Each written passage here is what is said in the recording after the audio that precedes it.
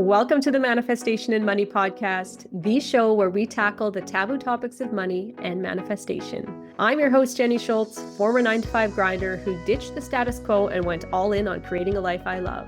Yes, I used manifestation. Yes, I took action. And yes, I created a 7-figure net worth before turning 40. Every week, I'll bring you inspiring stories with money mavens and manifestation masters. From learning how to make more, save more, and grow your wealth to unlocking the power of manifesting your dream life. I am so excited to play in this space with you. Let's jump into creating a life you love. Hey friends, welcome back to the Manifestation and Money Podcast. Today we are taking manifestation back to the basics because somewhere along the way, I think we've overcomplicated it. I recently had a member inside Manifestation Playground say that she wanted manifestation to become fun instead of work. And this was illuminating. And it wasn't the first time that I've heard this, but sometimes you need to hear something more than once for it to stick. So I know that all of the things that I want to share with her, I also want to share with you. So here I am in my quiet office, and quiet feels significant today because the kids are just back to school after 2 weeks of spring break. I don't know what your weather's been like, but spring break around here felt really different this year because we had repeated snow throughout it. Instead of going outside and planting seeds like we had planned, we had extended winter play, which honestly the kids didn't really complain about. Now, I could have gone and shoveled off a section of my garden, thawed some soil, and started some containers on my kitchen table, but that felt like work. And that is where I want to take our manifestation conversation today. How can we make our manifestations fun instead of work? Often, if our manifestations don't play out for us in our expected time frame, we think we're doing something wrong, that we need to try something new or do something more. And this is how we turn manifestation into something that feels like work, like something that we need to get right or something that we need to hustle our way through. Here's where I want to step back and offer you a different perspective today, because manifestation should not feel like a grind, ever. It should not feel like heavy work. And if it does, we want to use this as your compass to dial you to something different that works for you. Have you ever heard the saying, where your attention goes, your energy flows? With that said, if the tools you're using for manifestation feel like work, you're subconsciously attracting having to put in more and more and more work for your future manifestations. And that to me feels really heavy. If manifestation feels heavy, forced, or draining, take that as your clue that something is off and come back to the basics with me. I want to simplify this down even a little bit more. At its core, manifestation is getting clear on what you want and taking steps towards it. That's it. The co-creation part of manifestation is where the universe steps in, moving in tandem with you, aligning all those little bits that you desire. And yes, of course, there's the action involved, but it is the energy behind the action that matters. Because you can take action from pressure, from scarcity, from a place of, I have to figure this out. Or you can take action from clarity, curiosity, and alignment. And those feel very different in your body. Here's the truth I want you to sit with. If manifestation feels like work, it's not the right approach for you. Now, I'm not saying give up on manifestation. Don't go throw your journal out the window. This doesn't mean give up. I know some of you like structure, some of you like effort. And if you're someone who needs a bit of doing to get into the groove, you do you. I will always give you permission to do what feels right for you. But know that there's a difference between an energizing effort and a draining effort. And that's what I want to turn our attention into today. I'm going to share a real life example from my personal experience. I love to do annual vision boards. You probably know that if you've checked into any of my January podcast episodes. Now, if I try to sit down and do a vision board just on one afternoon in January on demand, it feels like work. I feel rushed. I feel like I'm missing something or multiple things that I was wanting to stick on to it. It feels forced. The kids want to join in, and that brings along with it its own set of extra tasks. Now I've stopped holding on to the expectation that I have to do it all in one day. And now I deem January as my vision board month. I keep notebook. I have notes app on my phone going. I jot down ideas as they come to me. I collect images in that time frame. I print them in advance. I collect my scissors, my glue, everything in advance, so that when I actually sit down to create it, it feels fun. It feels aligned. It feels expansive.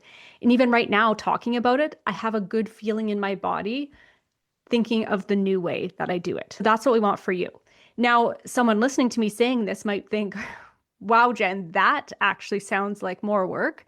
But for me, it works. And that's the point. Let's find manifestation techniques for you that don't feel like work, but do actually work because they are the right fit for you. Does that make sense? There are so many manifestation tools and tips and suggestions out there. Vision boards is one of them, journaling, scripting, affirmations, meditation. That's just to name a few. And none of them are necessarily the right one for you, but at the same time, they might be. So the right one is the one that works for you, the one that feels natural, light, enjoyable, repeatable, not the one that feels like you're forcing yourself through it or if it feels clunky. So, like I said, I want to go back in this episode to the very, very basics. I believe that one of the most underrated manifestation tools, if we're going to call it a tool, is daydreaming. So don't underestimate this. Essentially, all of the other manifestation tools are ways to allow you to get clear on what you want, right? And daydreaming is just that if you're using it for that purpose. You don't need anything fancy. You don't need your journal. You don't need a 10-step process. You just need you. So think back to when you were a kid. We used to, at least me and my siblings, used to do the wishing part of manifestation, the daydreaming part of manifestation all the time. We made wishes when we were blowing out our birthday candles. We even made a wish every time we were eating our breakfast cereal and we had 2 mini wheats come out of the box that were still connected together. We'd make a wish and break them in half. We would make a wish if a chip came out of a bag that was folded in half. So we made little games up, allowing ourselves to daydream into the what if part of life. What would we love to have? There was no pressure, no strategy, just what we want and our imagination. And that is the energy that I want us to come back here to today. Manifestation happens when you give yourself space to see what you want without gripping. And that is the adult part of growing up that can trip us up sometimes. The figuring out how it's going to come together. For today, we're focusing on the imagination and inspiration part of manifestation because that is the catalyst to bring stuff together. We're going to let go of the how for now. Ask yourself, what helps me relax enough to actually feel my desires, to go into that daydream state? For me, this looks like being in the shower. That is my number one go-to spot for daydreaming. I zone out. I'm, yes, sometimes thinking of my daily to-do list, but I can dream big in the shower. Another place is being in my hot tub or sitting in a bath or sitting outside with my cup of coffee in the sunshine. I'm realizing my thinking space seems to be a sitting space because I also love sitting by water or just going out for a walk in nature. That's a space too that I can just allow my mind to wander. And in that state of allowing my mind to wander, that's also where you'll find inspired ideas that drop in as well. Not when we're forcing them, those spaces where we can relax and get into that daydream state. When I was jotting down notes for the show, I also noticed that that kind of theme shows up in my everyday life too. When something feels like work and it doesn't feel good, we're less likely to want to do it. We don't want manifestation to feel like a chore for you. So, for example, I pay someone to clean my house because it feels like work to do it. But when I'm at my lake property, cleaning doesn't feel like work to me and I easily get it done. And I believe that's because my environment shifts my energy. I like being at my lake property. I can look out the window, I see the water, everything is better. And same with laundry. If I am listening to a podcast while I'm folding laundry, the time flies and it's actually enjoyable. Without it, laundry feels like a chore. Now, on the flip side of that, if I'm trying to cook a new recipe, I need full focus. I can't be listening to a podcast or I just go into overwhelm mode and it feels really hard. So that's me. We all operate differently. So I'm sharing the pieces of me today to kind of spark some ideas within you of things that you might be able to shift that'll work better for you because we want to curate your experience to you. You're not meant to manifest like anyone else. Your energy is unique. Your rhythm is unique. Your process is unique. So your manifestation practice should be unique too. Now, here's another little piece I feel called to touch on today. Sometimes we get stuck on our patterns and our ways of thinking. And when that happens, try not to just push harder through it. Think of it as an opportunity to shift your state. It could be an energetic shift, it could be a mental shift, or a physical shift. So you can hop in your car and drive a different way to the grocery store.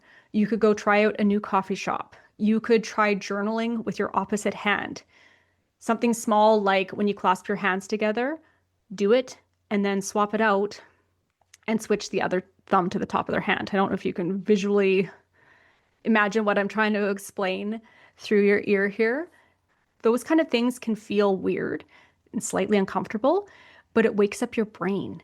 And sometimes we get so comfortable that we don't really see the other ways available to us, or we're just comfortable enough that we don't feel safe expanding because, yes, we're creatures of habit. So we just kind of stay in that middle place. And that middle place is where manifestation can sometimes feel stuck. Try to switch it up a bit and simplify it if you feel called. I have a couple guests coming on the show in the second quarter of this year to speak on somatics and breath work because I feel like shifting our energy in that way is really powerful. I have been using them teeny tiny bit, but it has been fun and simple, and I'm noticing a big payoff that it has for me. Knowing that our energy affects our manifestations, I personally want to learn more about it, and I figured I'd bring you along for the ride with me as I bring people on to share their wisdom so I can ask my questions to them. So that's something I'm looking forward to sharing with you. But here's what I want to leave you with today. Manifestation doesn't need to feel like work. If it does, use that as your guide to simplify or shift to something that feels more aligned with you. Manifestation gets to feel light. It gets to feel fun. It gets to feel natural. And your only job is to find the version of it that works for you. Because when it feels good, you'll actually do it. And when you actually do it, that's where things start to shift. I would love to hear what your version of easy manifestation looks like. Come share it with me over on Instagram or inside the Manifestation Playground. I'll link them both in the show notes. I love a two-way conversation on the topic of manifestation, so don't be shy. Come say hi. I'll see you back here next week. Cheers to creating a life you love. Thank you for hanging out with me on the Manifestation and Money podcast. If you're ready to take your manifesting to the next level, come join me inside the Manifestation Playground. It's an intentional space I've created to explore, experiment, and expand your manifestation potential.